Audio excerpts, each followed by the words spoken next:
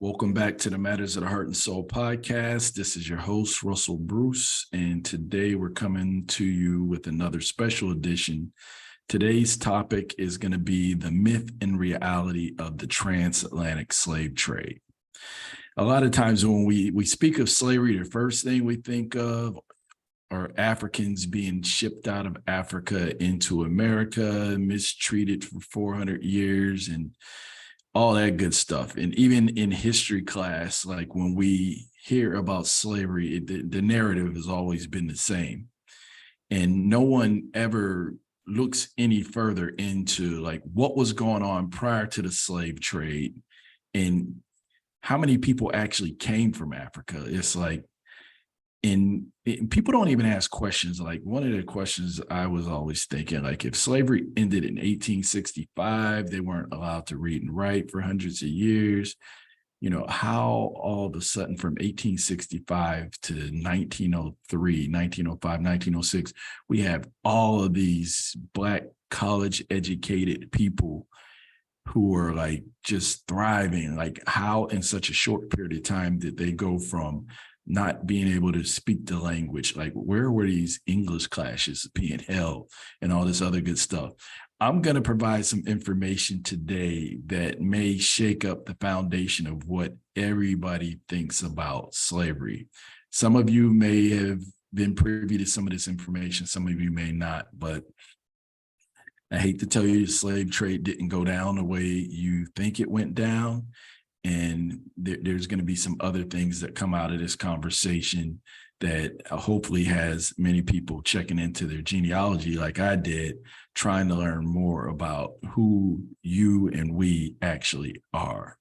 So what I want to do is to jump right in with sharing a couple of videos here on a few things that, like, for example, growing up, most of us watched the movie Roots. You know, if you're, say, 40, 50 and above, you've probably seen Roots as a child. Some of you may have seen it in more recent years.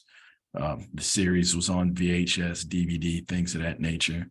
And I think it kind of shaped, like a lot of times music and movies shape the heart of a culture. And I think Roots was one of those movies that a lot of people watched, and that was slavery to them. Like that was the gospel, Roots was the Bible of slavery, but only to find out later that Alex Haley actually plagiarized some of that information from a fictional novel. And Dick Gregory's going to give a little spiel on this right here. Listen in.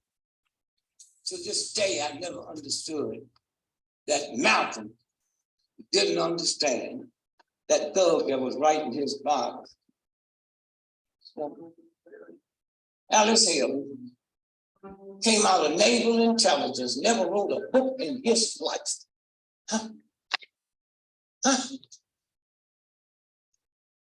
And when Malcolm was killed, when the book came out, with all the filth that it, nobody didn't understand that was changed. They had me on page 122 telling Malcolm stuff about it. So we look at it. And those of you that want to do some quick research, there's a white boy who wrote one of the best books on Africa, Harry Colon. Name of the book is The African. Kenta Kuta came out of his book. Out of his book. And you can type up on your computer the trial in upstate New York, where that fellow judge made Alex Haley and the publisher pay Harry Colon $650,000 and publicly apologized to him. All right. How many of you out there actually heard this story? I didn't know about this until recently, that he was actually sued for plagiarism. So, and then the question is why? Did he just take a few parts, a few characters, Or is there like a bigger narrative where, people have us looking towards Africa when we actually came from someone else, from somewhere else, or we were already here? And when I say already here, I mean, if you really study the migration of human beings, a lot of people, agree with the out of Africa story. Some don't. And I can understand some of the arguments, but either way, is like we either came out of Africa and migrated to the rest of the world, or we came out of the Americas and migrated to the rest of the world. But one thing I know, people of, say, African or Negroid descent were everywhere. We were in China, we were in Europe, we were in the Americas, North, South, Mexico, we were everywhere, because at one point there were only Black people on the face of the earth. So, and where am I going with this? This is not on some Black supremacist stuff or anything like that, or anti-white. Basically, the goal of some of the things that I'm posting, it's to bring people together in truth. We need to tear down white supremacy as it stands today with truth, because it's destroying the world. It's destroying the world. Black people living with inferiority complexes based upon, the history, being taught that we contributed nothing to civilization, when in actuality, you start studying Egypt and Africa, and you study the Moorish civilization in Spain, the Moors who were here in America, the Olmecs who were here in America, and what we refer to is the Native American Indian. Indian just means indigenous or aborigine. So whether you're in Australia or India or whatever, an Indian is the indigenous group of people who inhabited that land. And when you study the history of America, and you'll see people like Graham Hancock has some magnificent work, and he's going up against some of the world's greatest historians. They're wanting to call him a pseudoscientist, but basically he's pretty much proven they're hiding something. And when we start looking at America and we look at this slave trade, there is a lot that has been hidden.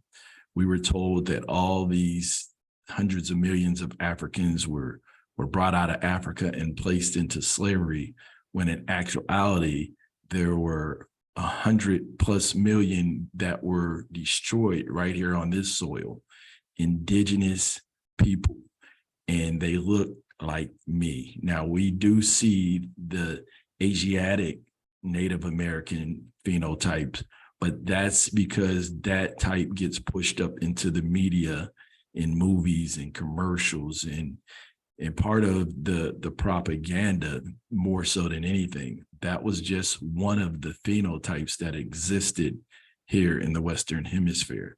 So let's move on, because I have so much more I want to share, and I want to do it in a short period of time.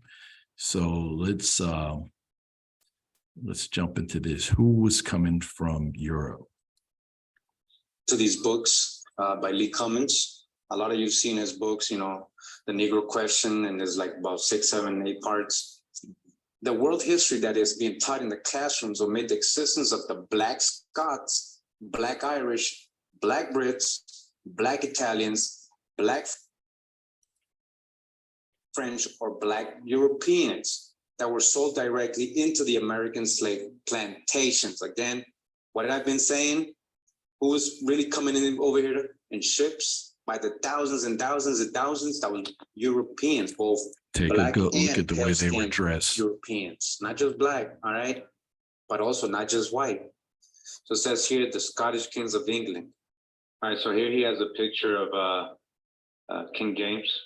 All right, so this is an image he has here of King James. All right, so he got a little curly hair and stuff. So they're showing here. So James, by the grace of God, King of England. All right. He says, I know that this image of a Black King James can be a little confusing because of your Western education, but this is the truth that is known by the rich and the elite in the world. That was the reason I paraded all of the English historians and professors before I got into the bowels of this book. I have to get your mind ready to receive the truth. King James came from a long line of Black Scottish Stuart kings, all right, the Stuarts. 343 years of rulership in Scotland. The Stuarts not only ruled in Scotland, they All right, so we covered a lot of that in the last episode where I talked about the Black Irish. So don't want to beat that horse too much, but just letting you know who was in rulership at that time in Europe. And if you look at the founding of the 13 colonies, it was King James along with the Dutch East Indian Company and the African Royal Company that did the enslavement. And I think people should really Google Dutch East African or Dutch East Indian Company and check the role that they played in the slave trade. And there's some things that are occurring in the world today that are quite similar to find out how these international corporations have a big hand in what's going on in this society. So this guy right here was in rulership, say for 60 years in Great Britain. This right here is King George III. This picture comes out of the Library of Congress. You know, they bury a lot of these portraits, like a lot of the original portraits that came out of the era from eyewitnesses. And we end up getting all of these other pictures, right? So I'm just showing you this to give you an idea of who was in rulership early on. And due to religious differences, right? You know, the Roman Catholic Church was going up against what they say the Protestants, but the Protestants consisted of Jews and Moors. And, you know, those Christian groups, you know, like we hear of Martin Luther protesting against the Catholic Church and the Protestants and so forth. But the Quakers, like there's some deeper stories that are behind all this, because the Moorish Empire lasted from 711 to 1492 in Spain and throughout Europe for the most part. And it consisted of predominantly Islamic faith as well as Sephardic Jews, Black, mixed race, white, but all of this played a major part in the wars that were going on in Europe at the time. But there was also things that were going on here on this American soil at the same time, right? So let's take a look at something I posted yesterday. So yesterday, everyone had their Thanksgiving meals with their loved ones. And hopefully some of you got a chance to sit down and discuss, you know, what that holiday was actually all about. Most people don't know about the genocide that occurred. And I'm going to share with you guys here. Let's see something here. Here's a commercial and we'll silence this. But the genocide that occurred during this particular period when the Pilgrims came over doesn't get discussed in the classroom. So I think we were done a disservice, and we do our children a disservice to continue with the same narrative of these lies. And once again, it breeds supremacy and inferiority instead of us telling the truth, you know, because at the end of the day, it's not a black or white thing. It's a truth thing, a good and evil thing. And if we're going to live in peace and harmony, the only way we're going to be able to do it is in love and in truth. We're not going to be able to do it in lies no more. It's just not going to work. Look where it's gotten us. Listen into this native speak. Of the Native American being over 10 million at one point now to less than 1 million. When the European invader came here in the late 1490s, there were 112 million of us in this Republic of the United States. It's not a country, it's a republic. And in less than 500 years, through genocidal practices, through the introduction of diseases that we had no immunity to, and other evil things that he put, arrogance, greed. Our numbers went from 112 million to less than a million by 1930. How did we kill off 111 million great people, loving people, people that are willing to share whatever they have, regardless of how small it is, how much? That's a genocide you don't hear in the history books. Absolutely. And another form of genocide that they practiced on us was paper genocide. There was a Dr. Arthur Flecker in Virginia, a cold-blooded racist, through taking a baby, an Indian baby, and instead of putting Indian or tribal name on that birth certificate, he would put mulatto or other. So many people walking around, even today as we speak, 2017, don't know who they are. Because at birth, their identity was destroyed through Dr. Arthur Flecker, the father of eugenics, who became the director of vital statistics during his time for the state of Virginia. Did you hear that? So basically, not only did over 100 million Native Americans get destroyed in one of the greatest Holocausts that really does not get discussed, right? Those who were remaining ended up getting wiped out through paper genocide. Their nationality gets wiped out by having to check off Negro or mulatto. And there was a whole science behind it. So you can read up on this, this guy. Matter of fact, it's 1924, the Racial Integrity Act. These are actual laws that are on the books here, that were on the books. I think it was overturned eventually. But we have to do our research. We have to tell the truth about what has actually happened, not just in the world, but on this soil. There have been so many things that have happened. And once again, it's like when a lot of African-American, so-called African-American people start to trace their roots, they get lost because they start to look toward Africa, trying to figure out which tribe and so forth they come from, when in actuality, they may have come from a tribe right here in America, which many of them, you know, we joke because we're always saying, you know, I got a little Indian in me, but most of us, when we research, we'll find out on one side of the family, that's most likely true.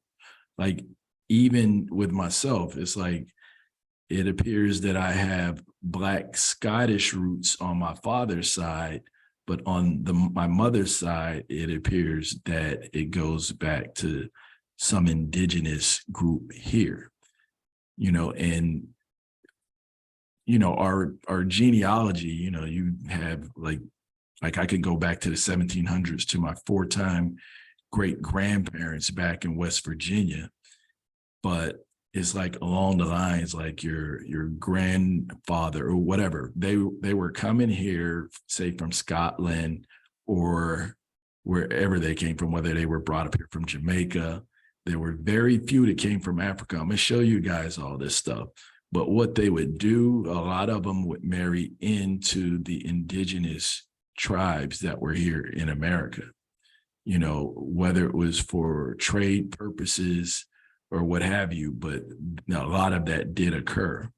And you'll also see that the same thing transpired, say, in Jamaica. Like if you look at people like Marcus Garvey, you have, who else?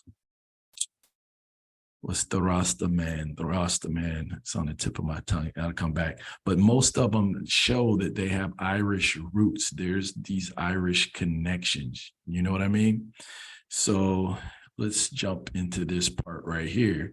Now, this is another eye opener that nobody really talked about. And I didn't learn this in school. They didn't tell you about the white slaves or the white servants that came over here. If they did, they made it sound all nice. You know, when you start really researching about the pilgrims that came to Plymouth, Massachusetts, right? There was about, say, 110 or so people on the ship. Only about 30 of them were actual pilgrims. A lot of them were, you know, people who were being exiled out of Europe, right? You know, whether it was Scotland or out of Great Britain at the time. Like if you go back to the 1745 transportation, it shows those from the Jacobite rebellion that were kicked out. They were Scots, but they had invaded Great Britain and they were defeated. And a lot of them were killed, and those that survived, they just got rid of them. They shipped them out and they shipped them to America. But they were also shipping out vagrants and criminals or what have you. Like it, you know, like today you hear the talk that they're going to go to this social currency. If you don't have a job, you're a vagrant or whatever, in some societies, people look down on you. And they were shipping these people out as well. Another reason why it didn't make sense that they're going to go to Africa, pay for slaves when they could ship some people out for free. Think about it. Think about the business of it.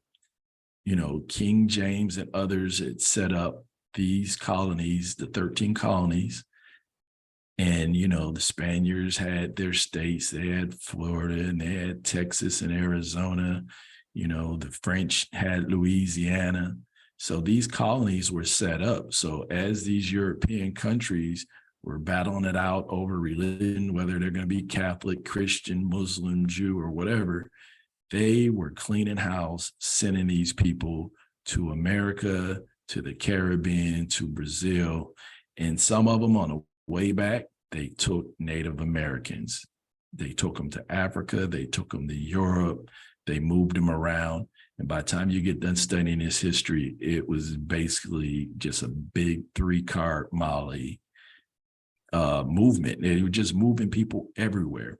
So let's take a look at this and what we're going to do after this. We're going to start taking a look who got moved where. Servants and servants in general were prohibited from trade with the Indians. All right, don't get involved with the Indians. You see what they're doing, right? Separating you. They don't want you to get any crazy ideas, right? Don't mingle with the so-called Negroes, the Indians. Corporal punishment was provided as a penalty in cases where a free man suffered fine unless the master remitted the fines, and a general discretionary power was given to the governor and council for regulation of other cases. Bringing you up through the Middle Ages, through the thraldom of the Icelandic era and so forth, we also have the Vikings conducting really a international trade in the the capture and enslavement of white people. Irish, Norwegians, the Danes would capture the Norwegians in battle and sell them. And actually there became a capital along the coast of Spain where the Vikings would meet with Arab slavers and sell whites that they had captured and raided to Arabia. And so you have that. And then also in the Middle Ages, you have a phrase that's very interesting in terms of modern usage called villenage or villains, V-I-L-L-E-I-N-S, which would have been a French Carolinian term and then became anglicized as our modern day bad guy, villain, V-I-L-L-A-I-N. And what I found in the course of my research is there was a persistent demonization of poor white people. In other words, in many eras in white society, if you were poor, it was tantamount to being a criminal. And that criminalization was then a connotation for making you a slave. And this slavery, by the way, this villenage, even was hereditary. In the chronicles that I read and the accounts that I read, there was a almost biological taint on children of parents who had been white slaves or villains. So to summarize, I would say that the enslavement of whites, far from being a very brief period in the annals of time, was in fact the universal experience of whites. So now we come to the modern period and we have this absurd stereotype which denotes black skin with servitude. And it's absurd, it's a folly. So I'm bringing the good news to black people that they are not of any more of a slave race than whites have been. Well, white slaves had to endure hundreds of lashes and many of them died of that. But another way of penalizing them was to add time onto their length of service. If you ran away a day, that was a month of additional service. If you ran away for a month, that was a year of additional service. If you stole from your master, that could be months of additional service. If you had a corrupt master and the courts of Assize listened more to the master than they did to you, he could have all kinds of trumped up charges against you, as happened in the Caribbean and has happened in the United States and the tobacco plantations. And it meant that in reality, it boiled down to a lifetime of enslavement under the euphemism of indentures. All right, so we're in this other book. All right. I have to borrow this, couldn't even download this, they don't even want you to have this. So it says White Servitude in Colonial America, an economic analysis by David Gelson, right? White Servitude in Colonial America, right? This is Department of Economics, University of Chicago, and Division of the Humanities and Social Sciences, California Institute of Technology, CIT. All right. Cambridge University Press, 1984, I guess, right? Paper. And we're in the preface of this book, all right? And it says, white servitude was one of the major institutions in the economy and society of colonial British America. Major institution, white servitude. Indentured English men and women constituted the principal labor supply for many of the early British settlements in the New World. All right, we're not talking about Africans. They told you all your life it was Africans. All right, but that was wrong. That's Kunta Kinte, that's roots of fictional stories, plagiarized fictional stories. And their successors continued to make up an important part of white immigration to the British colonies in America throughout the 17th and 18th centuries. All right, they were coming in as what? Servants, indentured servants. All right.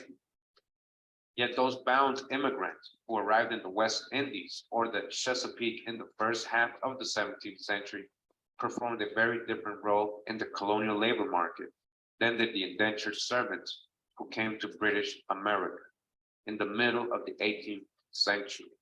This book provides a description of the evolution of the economic function of white servitude in colonial America, based on an examination of detailed evidence about the population of bound immigrants and analysis the sources of this process through the use of an explanatory framework designed to provide an understanding of the determinants of the major changes that occurred over in time in the composition of colonial labor forces.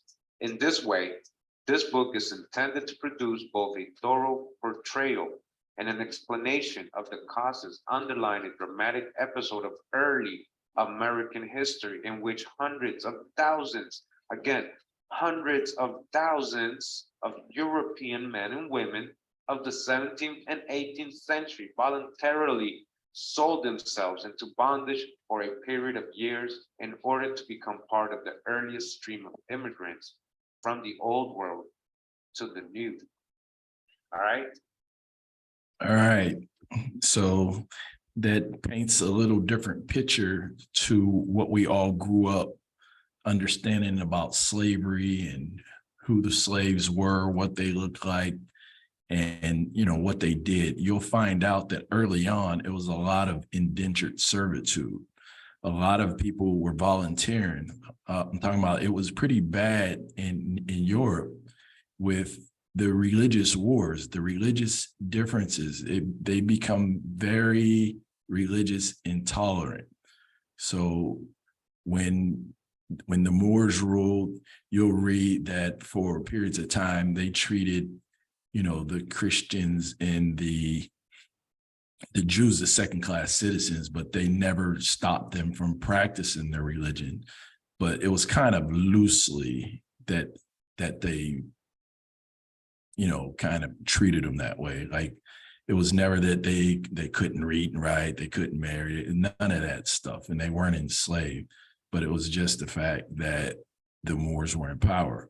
But when the Roman Catholic Church became in power, you either got baptized and converted to Catholicism or Christianity, or you were killed, point blank. And a lot of people began to migrate. They would practice Christianity, on the surface, but in private, that's when they refer to them, say, as crypto Jews or Moriscos or the Moors who would convert to Christianity, but they were still Christians. Like, for example, I went to Brazil and happened to visit. I went to Rio, but I also went to Salvador Bahia, which was like one of the big slave ports. So when you go there, it's almost like being in Africa. Like there's over 110 million Black folks, or say African. And I'm going to explain that and try to paint another picture for you guys to understand the terminology and why people are so confused.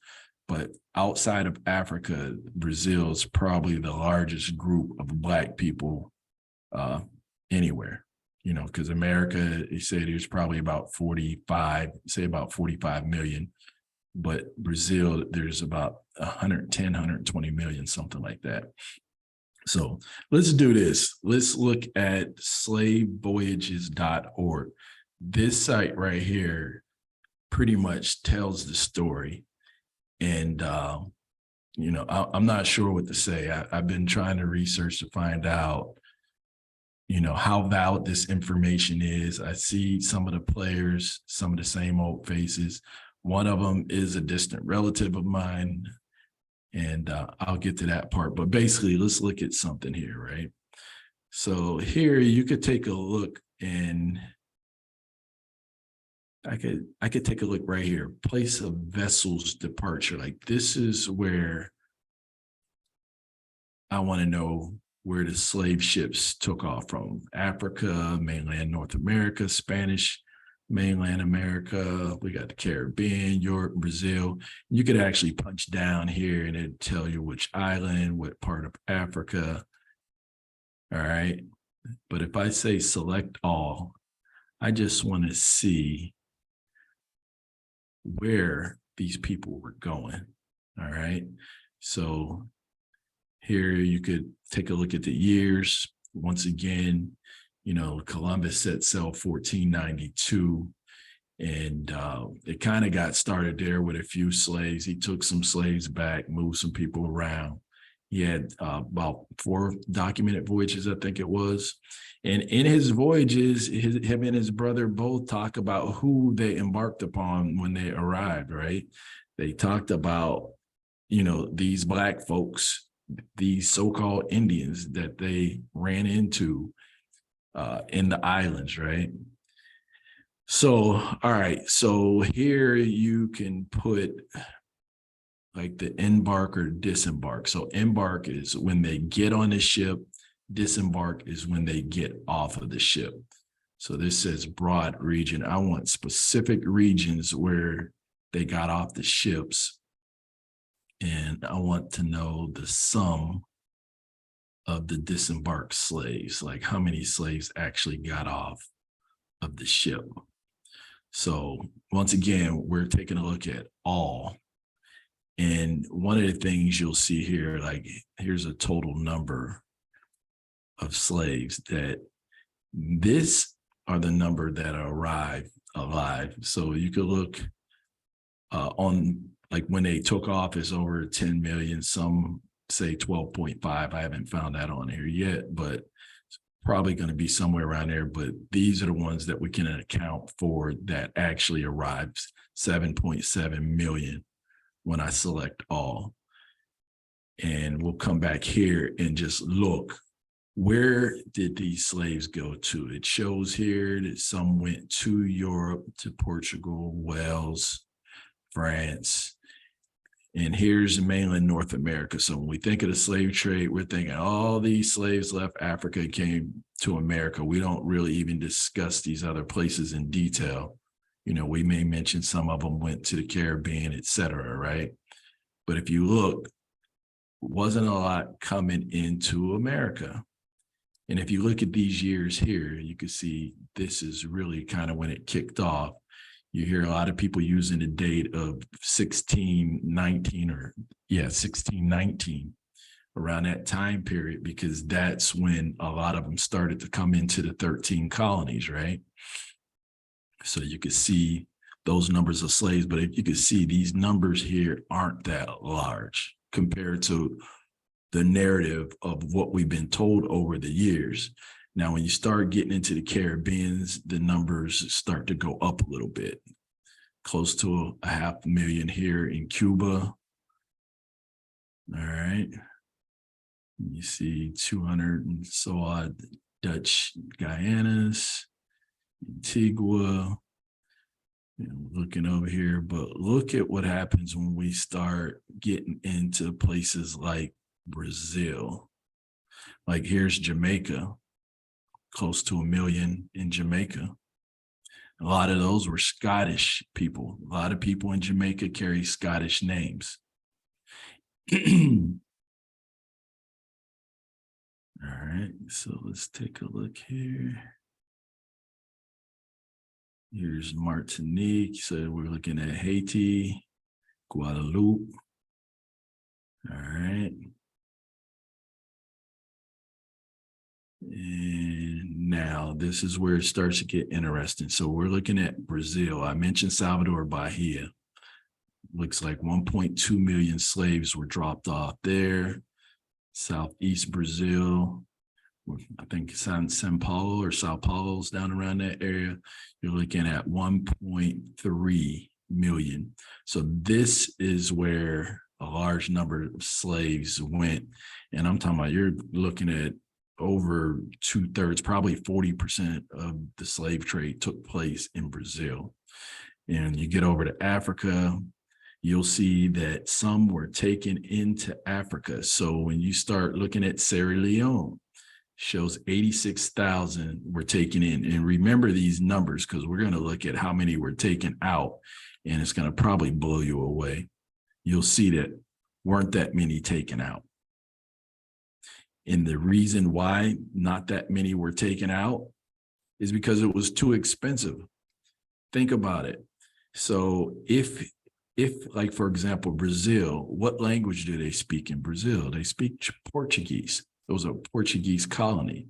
So would you go grab someone that doesn't speak the language? Now, unless they went to a Portuguese colony in Africa and took those individuals, then they would take them where they speak the language. How are you going to get somebody to work that doesn't even speak the language? You know, so that's another thing to think about. They were taking them to where there were a lot of similarities, like the British and the Scots and so forth took them to their colonies.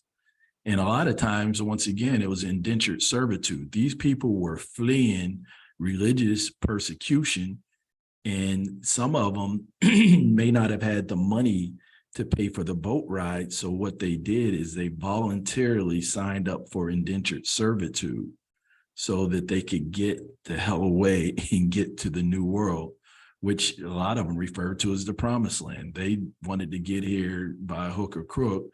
Then also after a while, you know, they were killing a lot of the rebels and things like that. And they were like, wait a minute, we could send them to the colonies and get them to work for us. So a lot of times people were working 4-7 year indentured servitudes, sometimes a little bit more.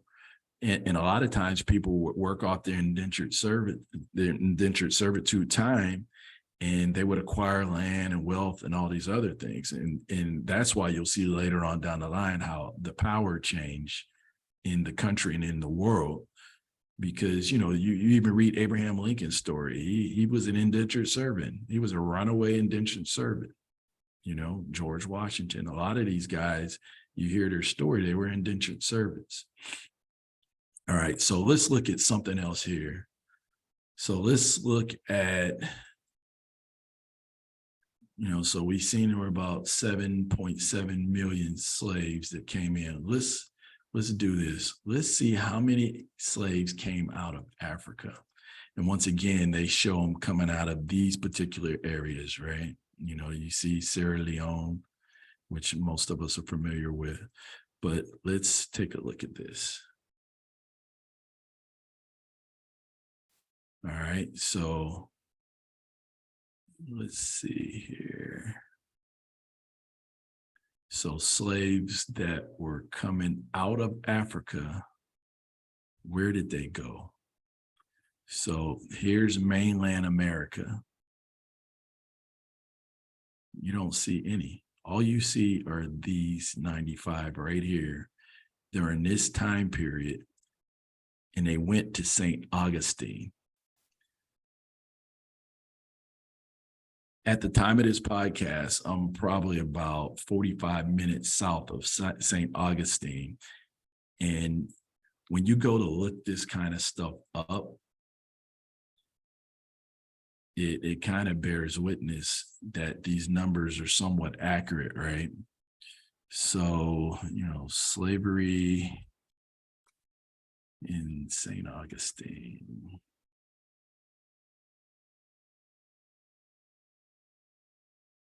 Like, when did it happen?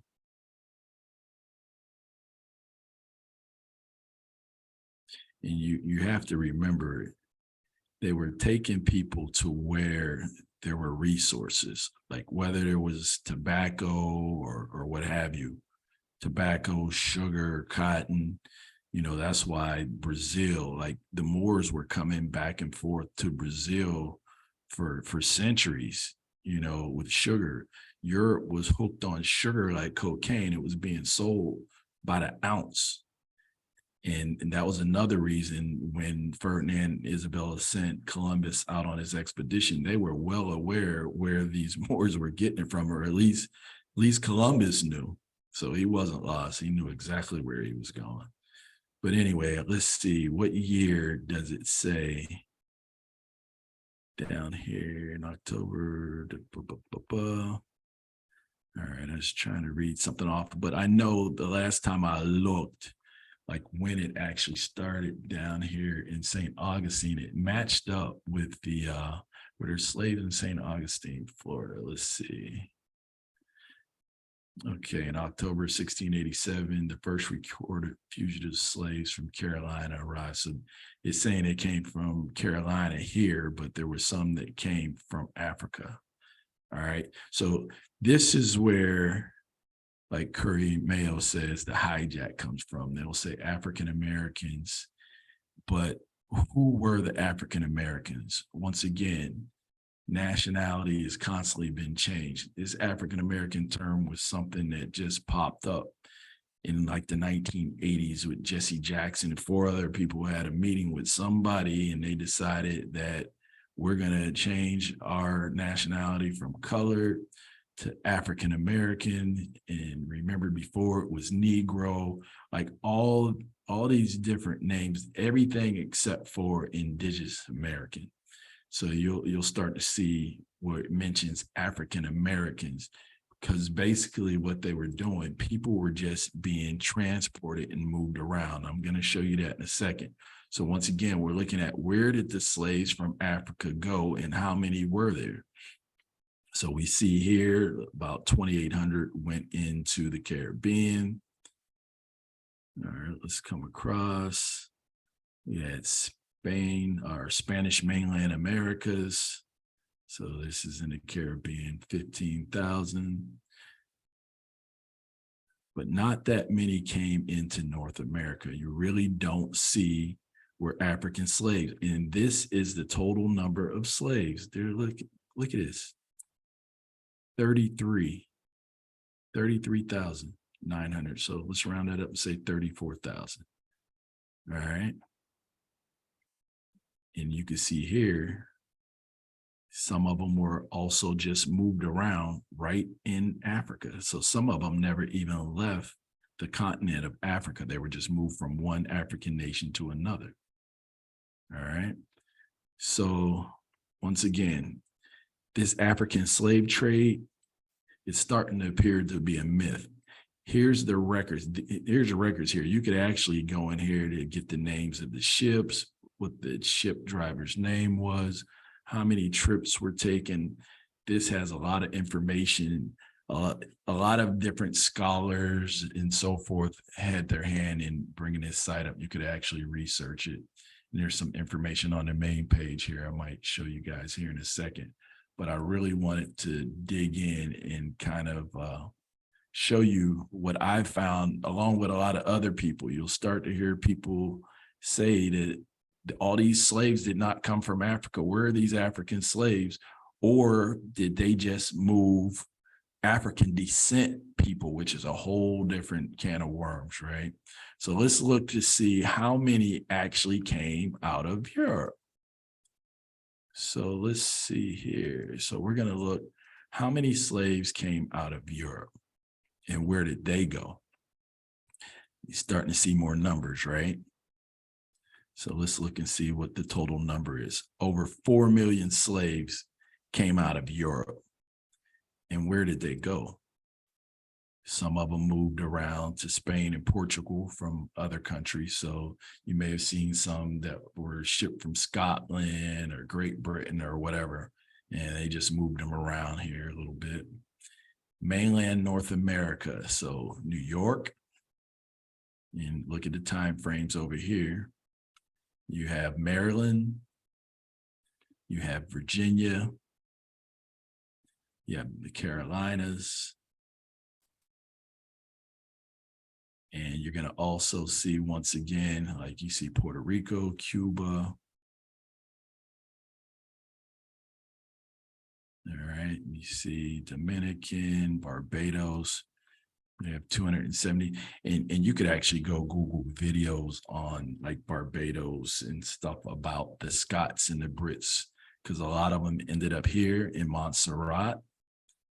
They ended up in Jamaica and Barbados. That's where they took a lot of this, the Black, Scots, and Irish, as well as the whites. And a lot of them, matter of fact, you go to Jamaica to this day, there's very few whites that are there, but, you know, they just say they're Jamaican. They're not into all this skin color. And that's not what was going on in Europe back in the 14, 15, 1600s. It was, they would say, I'm Irish, I'm Scottish, I'm French, you know, I'm Dutch, I'm this. It was not about race. It was more so about their clan and their customs, things of that nature, and religion. Religion turned into a very dirty thing in Europe. That's what kicked all this stuff off. All this stuff about racism came about in the late 1800s through the 1900s here in America. And it ended up spreading throughout the world. So, okay, let's look. We got Jamaica, Barbados. And let's look over at Brazil and see how many of them came out and went to Brazil. So we don't see that many that went to Brazil. So where did all the Brazilian people come from? So you could start to see this story. The majority of the slaves during the Transatlantic Slave Trade, we seen there was 7.7 million. Over half of them that arrived alive came out of Europe, not Africa. All right. And if they weren't all white, they were Black. What were all these Black people doing in these different nations in Europe? It's starting to validate that the Moors were there, and there was still, even at the end of the Moorish Empire, there were a lot of black, so-called black people who we really should be referring to as Moors, who were all throughout Europe. Many of them were in seats of power. You know, racism, as we know, was not the cup of tea there. So they had no problems with black rulership, just like most white people or most black people today. We don't care whether rulership is black, white, purple, or whatever. We all need to get away from that. What's going to happen when little green people that are thousands of years advanced and more intelligent than us land and want to help us correct all our wrongs here? The first thing we're going to try to do is kill them, because we are intolerant to difference. And that has to stop. It has to. All right, so let's take a look at a couple other scenarios here. So we seen where, you know, there was the genocide of the natives here in America. So let's see. Okay, if we say the vessel departs from mainland North America. All right. So we can see that very few went to Europe. And sometimes what would happen is on the voyage, when they're bringing slaves to America or the islands, if, you know, there were some people there giving them a hard time, they put them on the ship and took them somewhere else. You know, they may have taken them back to Europe, may have taken them to Africa, but it was too expensive to bring them from Africa. And you could see that. So when they say, oh, you know, African people sold their own people into slavery. So if they're selling slaves, right? All right. So think about it. So if Europeans were enslaving people, if they went to Africa, paid for a slave, and then brought them, say, to America or to the islands, why would you do that when you're emptying out your prisons and everything else, and you're shipping people off for free into your colonies and your plantations in America and in the Caribbean, in Brazil, wherever, to work for you for free? Why would you go pay for slaves? It makes no sense. So if we really start thinking about this, we'll see why these numbers are why they are. The questions we need to be asking ourselves: who is making us look to Africa and telling us this story? Why are there so many movies over the last 5 years, and even more to come, about Black people being enslaved, 12 years a slave, and all these other movies? They want you to think that you've always been a slave, and that you came from Africa, and that they civilize you, all this crazy nonsense. If you just look at all of the inventions of Black Moorish people in this society, you know, during the slave trade and after, it's like, how could they go from not speaking a language to inventing so many? I'm not going to say everything, but it is a lot. The inventions are immense. Those are just the ones that they got credit for. A lot of times, if they were considered someone else's property, they took credit for it.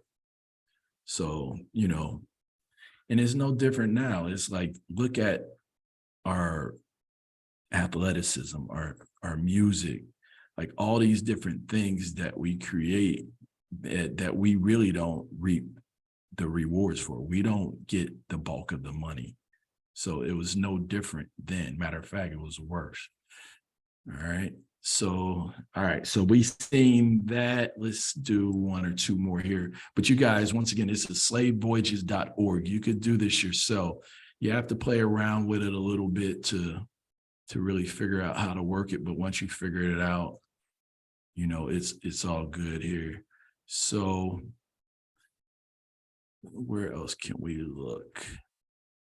But, you know, that's good enough. Just showing you that the bulk of the slaves came out of Europe. You know, there was Black slaves, white slaves, but they came out of Europe. They did not come from Africa. So once again, let's look at Africa one more time before I let you guys go here. All right, I'm gonna look at Africa.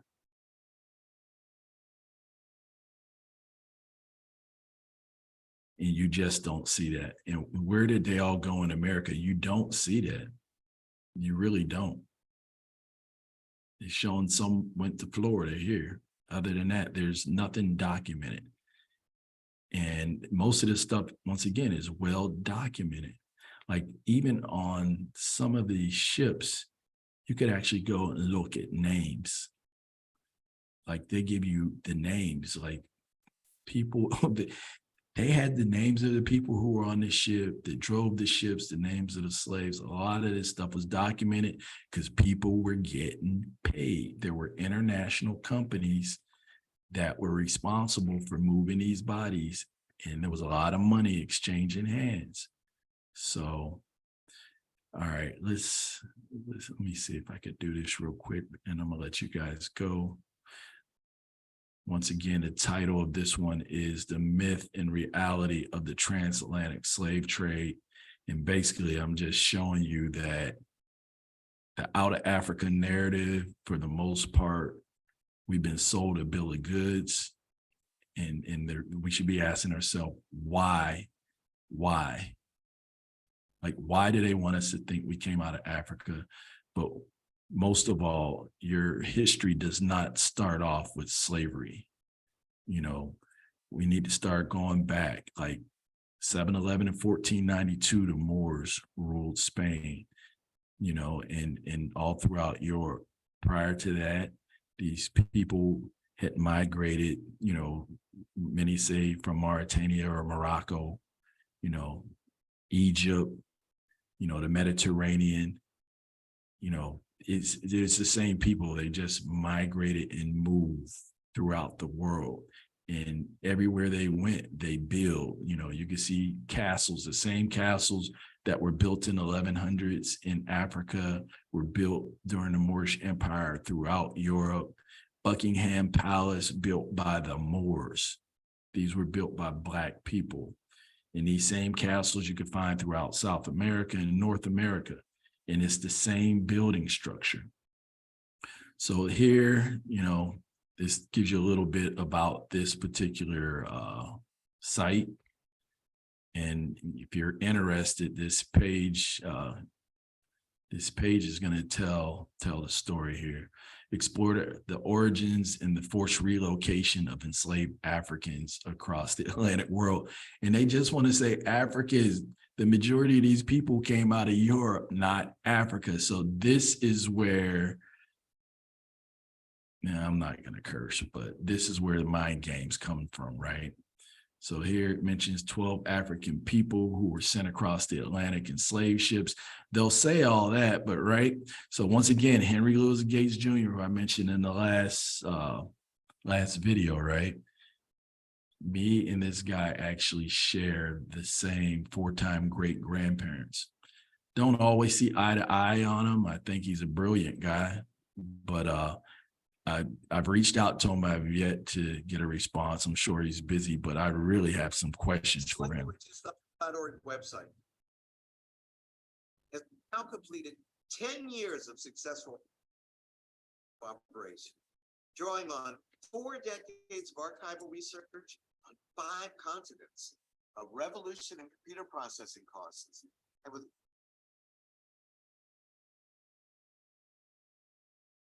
major funding from the National Endowment for the Humanities. All right, guys, sorry about this. I think my processor is starting to bog up. The site now offers access to details of more than 36,000 slave trading voyages between Africa and the New World, a further 11,400 voyages from one part of the Americas to another part of the Americas, 92,000 Africans who were forced to make these voyages. The role of slave I'm going to stop it there. But even as you heard, it keeps saying African, African, African. Now, he mentioned 92,000 Africans, but where are all these Africans? How come no one's mentioning Europe? we should ask ourselves some deep questions. So I'm going to stop here. Hopefully you guys got something out of this.